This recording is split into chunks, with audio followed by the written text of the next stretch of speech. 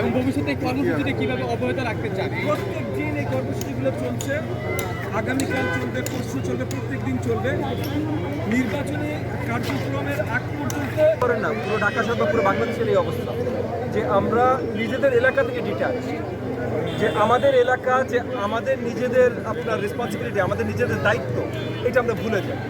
আমরা এই যে এখানে ইচ্ছে মতো ময়লা ফেলছি, এগুলো ময়লা বাইরে কোথা থেকে আসে নাই ভাই, আমাদেরই ময়লা, আমরাই ফেলেছি। এই যে সিওয়েজ লাইন দিয়ে পুরো পানিটা নষ্ট হয়ে গেছে, এই সিওয়েজ লাইনগুলো কোনো না কোনোভাবে আমাদের বাড়িওয়ালারাই হয়তো করেছে, বা সিটি কর্পোরেশন হয়তো কিছু ভুল ত্রুটি আছে।